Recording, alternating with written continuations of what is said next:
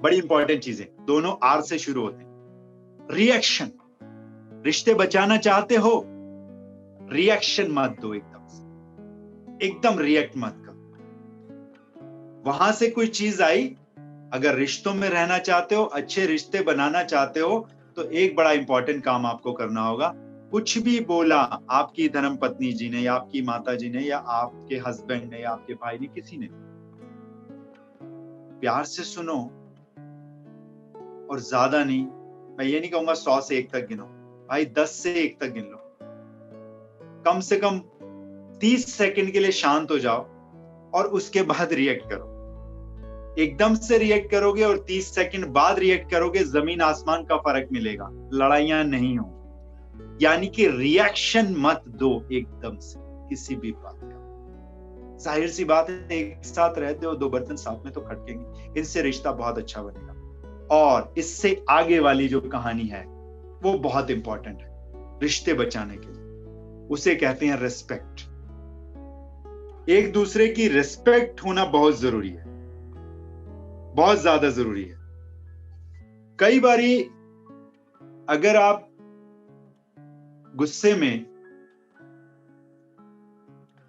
कुछ ऐसे शब्द हम जाने अनजाने बोल जाते हैं, रेस्पेक्ट में बोलते हैं, कहते आप क्या कही हैं, बट वो जो वर्ड्स होते हैं ना, वो रेस्पेक्टफुल नहीं होते। And I really mean it. यानी कि रिश्ते अगर बना के रखने तो आपका स्टेट ऑफ माइंड कंट्रोल में रहना बहुत जरूरी है। स्टेट ऑफ माइंड ठीक होगा, पॉजिटिव होगा, अगर रिसोर्सफुल स्टेट में रहेंगे तो आप उनकी रेस्पेक्ट करेंगे और दिल से रेस्पेक्ट करेंगे और आंखों से और बॉडी से भी दिखाएंगे। इससे अगला पॉइंट बहुत बेहतरीन है, उसका नाम है पॉइंट ऑफ व्यू। अगर आपने रिश्ते बचाने हैं अपने और रिश्ते अगले लेवल पे लेके जाने हैं, तो दूसरे इंसान के शूज में उसकी चेयर पे बैठ के देखना शुरू कीजिए। वो बहुत बेहतरीन आपके लेवल पे रिश्ते लेके जाए। That's very important, that's remarkable, that's called point of view. उसके पॉइंट ऑफ व्यू से सोच के देखो ना, आप उसके पास जाओ तब सोच के देखो, उसके शूज में पैर डालो। यानी कि शूज में पैर डालने का बड़ा सिंपल सा मतलब है कि आप लोगों ने उसकी सिचुएशन में जाके देख के सोचना चाहिए। हस्बैंड बाहर से आए, वाइफ भी आपकी वर्किंग है भाई, अगर वो टीचर हैं या पार्ट टाइम काम कर रही हैं, वो भी वर्किंग है, 2 बच्चों को संभाल रही हैं, आपकी माँ को भी संभाल रही हैं। अगर आपकी माँ को उन्होंने कुछ गलत बोल दिया, कुछ गुस्से में बोल दिया, तो शायद उनकी मदर होती तो भी बोलती ना। अब हमें उनके शूज में पैर डाल के सोचना चाहिए कि वो बेचारी सवेरे 5:30 की उठी हुई है, सवेरे का उन्होंने ब्रेकफास्ट भी बनाया, बच्चों को भी ऑनलाइन क्लास पे बिठाया, फिर अपने ऑनलाइन सेशंस किए, फिर आपको भी ऑफिस भेजा, आपके लिए भी खाना बनाया, पूरे दिन काम भी किया। और अगर अब आप शाम को आए हो और अगर 4 चीजें उन्होंने आपके सर पे भड़बड़ भड़बड़ भड़बड़ करके बोल दी, तो आप उनसे रिएक्शन मत दो, उनका पॉइंट ऑफ व्यू समझो, उनका हाथ पकड़ो, अपने सोफे पर, अच्छा बैठो तो सही, मैं तुम्हारी बात अग्री करता हूँ, बेशक आपके अंदर भूचाल मचा हुआ है, मेरे को क्यों बोल रही, मैं भी तो फंसा हुआ था सवेरे से, इस परिवार के लिए तो करता हूं सब कुछ। नो, कूल डाउन, आप अपनी अपने अंदर रखो, उनकी सुन लो, बिठाओ, अच्छा पानी लाओ तुम्हारे, सब खत्म हो गया काम। कूल मैन, इतनी सी बात लगती है। इसका क्या मतलब, पॉइंट ऑफ व्यू। अगर आपने उनका पॉइंट ऑफ व्यू समझना शुरू कर दिया कुछ समय के लिए, तो वो आपका पॉइंट ऑफ व्यू समझना शुरू कर देंगे, इस बात की गारंटी है। एंड वाइस वर्सा,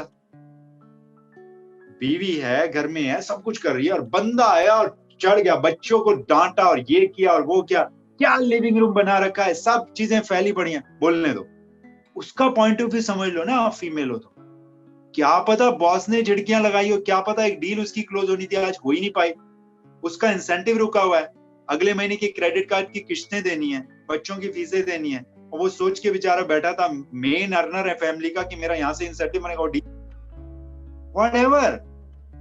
क्या पता कुछ कॉल्स ऐसे आ गए हो, क्या पता गाड़ी में किसी ने ठोक दी हो गाड़ी पीछे से, व्हाटएवर सिचुएशन, बाहर से आया इंसान, तो आप कहें अच्छा कोई बात, बैठो मैं अभी कर, लो पानी पियो, बैठो तो सही, that's it, that's called point of view. और इससे भी ऊपर एक और चीज आती है जो मैंने 2 सेशंस कराए थे उसके, दैट्स कॉल्ड ग्रेटिट्यूड।